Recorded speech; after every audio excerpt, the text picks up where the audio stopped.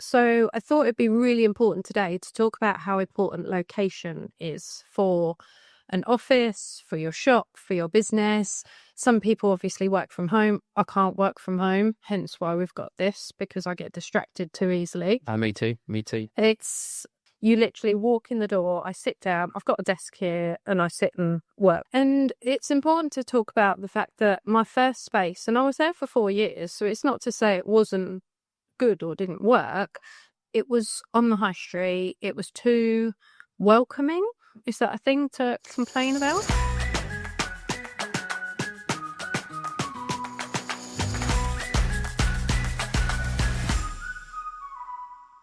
Hi, welcome to the Small Business Podcast for Small Businesses, which today Lee and I are going to talk about failure, which is first attempt in learning in my world. Bit of a cliche, but I thought it apt that we're in our brand new space for anyone watching on video, which includes desk hire, meeting and training room for workshops, like a kind of breakout, chill out area that you can grab a coffee if you need to get, because we're on a business park. So it's getting away from your desk and just having that 5 minutes. Sometimes you just need a chat for 5-10 minutes with a colleague out of the office. But basically a business hub, for want of a better phrase. But I think it's important to talk about because I've come full circle back to my original idea, which is not to say that my original idea failed, but we've just done loads of different steps and loads of different locations. So I thought it'd be really important today to talk about how important location is for an office, for your shop, for your business. Some people obviously work from home. I can't work from home, hence why we've got this, because I get distracted too easily. Me too.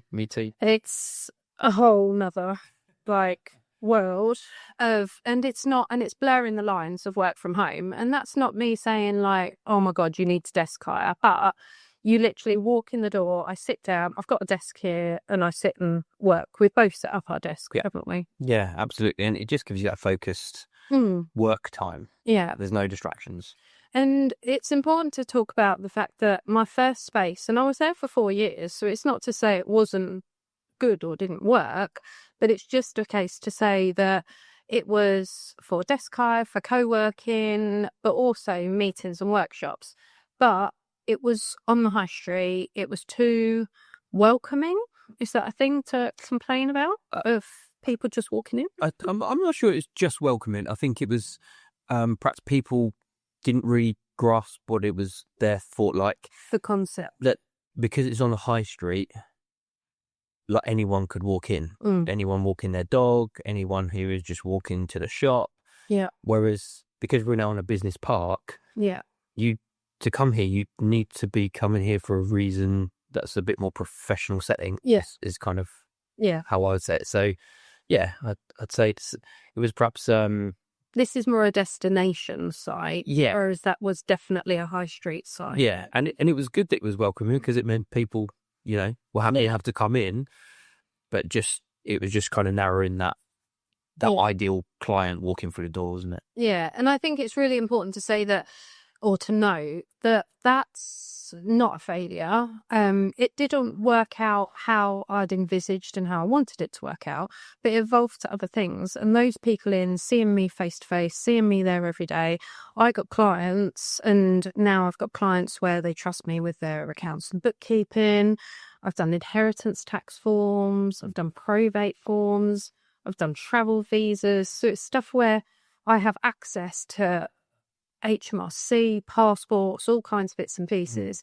And I think without that presence and meeting me on the high street and having the business on the high street, if it was just me, I'm in my bedroom, who's going to turn up and work and contact me, I wouldn't have built up that portfolio of clients. Yeah. And that's where it's the pros and cons of a location. So we had the pros where we built out the brand and reputation, but the cons of exactly like you said, it wasn't suited for what I was trying to do. So we then moved to another side of High Street, which was not as welcoming. It sounds like all of a sudden I was like, don't come in. But it wasn't. So the first place was double fronted windows, a door with a window so you could see right in. Would it be fair to say less obvious? Yeah. It was a little bit more like you'd have to go in there for a reason rather than we didn't have, as you say, the double fronted windows where you could put adverts and things like that on it. It was like a single doorway, wasn't it, essentially, to get in? Yeah. But yeah, we tried it. Yeah. It's something that kind of we grew into, and it gave us some other opportunities and some different avenues to go down. Selfishly, kind of, I came in at that point and was like, I'll do some of my bits here as well. But again, it just wasn't quite right, was it? Yeah, the layout wasn't right. We had some workshops and the workshop room was brilliant, but it wasn't accessible. It never felt right, did it? It almost went from one extreme to the other because we had probably more general public popping in than perhaps the ideal client that we'd want to pop in. And then we went from that to only getting our ideal client, but there wasn't any footfall for our ideal client. It was like people who we'd invite in. So it was more productive in the sense of it being in only, but equally for the co-working and for the meeting room hire, it just wasn't quite right. Work. So we left there and then we got a place on the business park, which was absolutely amazing, but it was one room. And I'll say but because it was what we needed at the time. Yeah. But we split it into workshops and training desks, but also the podcast studio. So we quickly found, getting busier, if you're recording a podcast, you then can't have someone sat there having a meeting or training and chat in the background. Yeah. So again, it was a nice problem to have that we'd got busy enough to have that, but not. It was the overlap, wasn't it? Like if I book something in, you can do something there, and vice versa. And I suppose that's why this place is perfect, because it's given us that opportunity to have multiple areas that all fit for purpose. Yeah. Rather than us trying to manufacture that in a space that perhaps wasn't quite ideal. Yeah, and I think it's that we've now got the split of the space. It's more, we're getting much more positive reaction from people when they come in. It's a bit more of a wow factor. That's the word I was I've heard lots of wow, oh my gosh, this is amazing, yes. And we haven't done everything we want to do to it either. There's a lot more that we want to get done and do. Yeah. We haven't got the signage up, but actually there's a lot of it's done and ready, so it's just it's ready for use, and that's fine. More importantly, we just need the coffee machine here. That's my priority, just getting a cup of coffee. That's the key, isn't it? Yeah. But I think like what you're saying there basically is we've got like a minimum viable product. We've kind of got it into the good enough to be able to use. We've added some additions like the projector that we've now got mounted on the wall. So if people have come in to do presentations and things, and they've got that facility, got a conference calling facility in here. This meeting room is sectioned off, so you can still be having other meetings and talking in the other spaces. It's just that coffee machine. We have signed the contract. We are literally just waiting for that to arrive now, isn't it? Yeah, and we had someone in yesterday looking around to view it, so to book a workshop. So he's booked workshops in March, but I was at the desk and I couldn't hear what you guys were talking about with the door. No. So that was quite nice. So if you're sat right outside, you can, but actually through the desks, there's not that.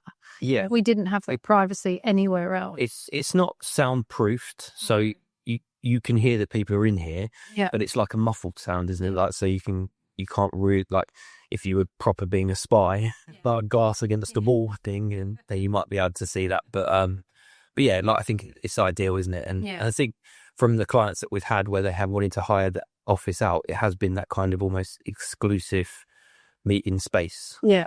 So it's a little bit more confidential. Yeah. For them. So yeah, exciting to have some bookings from that particular viewing. Yeah. And we had the first networking in here as well. Yeah. Got 16 people in here. Yeah, so that was really nice. Really good.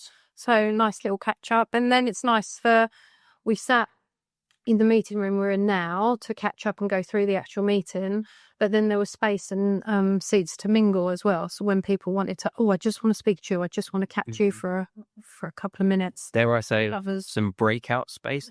Some bright chaos. You get the pun in there.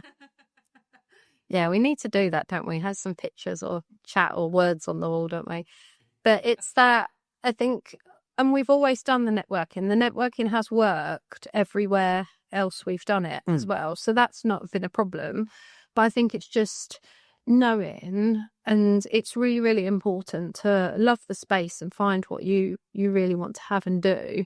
But just take your time on that, because it was a bit of a jump of where we wanted to be and what we wanted to do. And we didn't have the experience of having a space before, of just evolving and learning. And that's why I had a couple of comments from people, because people like to say exactly what they think. And they're like, oh, so it failed at the last place. Well, it didn't fail at the last place. It still worked, but worked for different reasons.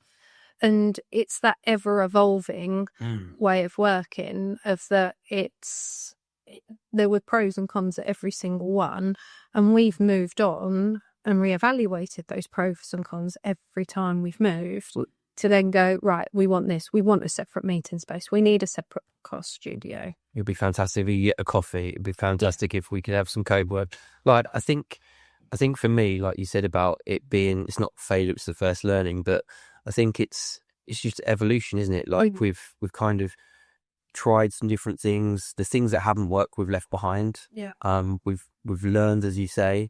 But then kind of like it's really focused us in on what we do want, and I think that for a lot of people, they are scared of that failure. Yeah. You know, it seems to be a very British thing. Yeah. That kind of, you don't want to be seen to be failing and whatnot. But I think, you know, sometimes it's necessary for you to be able to go to that next step or the next level and get it right and get it to where you need it to be. So yeah. And I think that people, you're right, and it's the very British thing, and people, that's why they're so risk averse. You don't want to take that risk.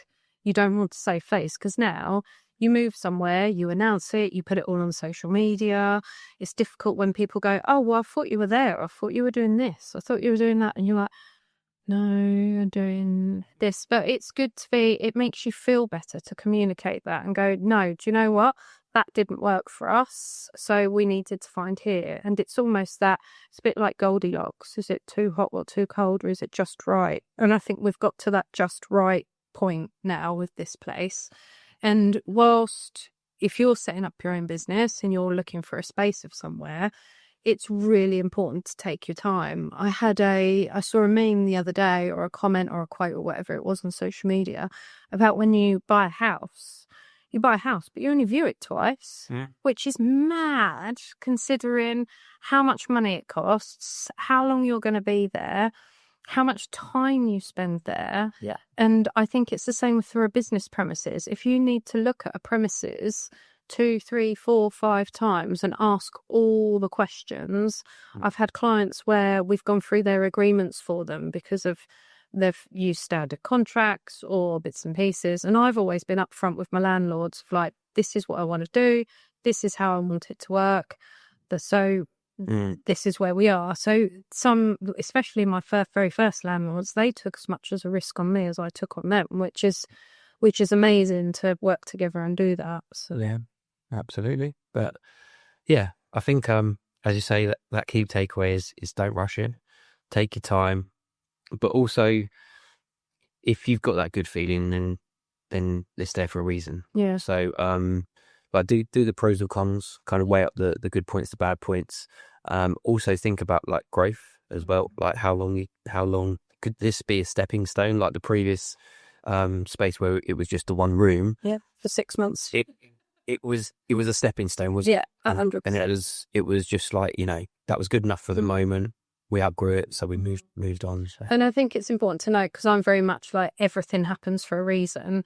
And the landlords here had Googled and heard of us 6 months before I turned up going, I want a space. And they're like, oh, it'd be really cool to have something like Breakout on site. So it was like, even when we looked round, we did look around this space at the same time. But I had that like, do you know what? Let's start off smaller. And then if this is still available, we can then move. And it just so happened it did, and it worked out. But it was just that erring on the side of caution, because normally I'm like, yeah, just go for it, worry about it later. So those learnings have reined me back a bit to go, do you know what? No, let's just start there. Have a breath on it. Yeah. Think about it, and yeah, if there were, as much as I've just said, if there's a good feeling, they go for it. It is important to have a sleep on it, have a mull it over, don't rush into anything. And bounce off a couple of people, talk to people who you know and trust that would tell you honestly and say, do you know what? No, let's do this. Because when you do get a space, it's the furniture, it's the signage, it's all the little extras that you're then invested in. And we've been fortunate that all the desks, everything we've reused, the desks, the chairs, everything else is absolutely fine.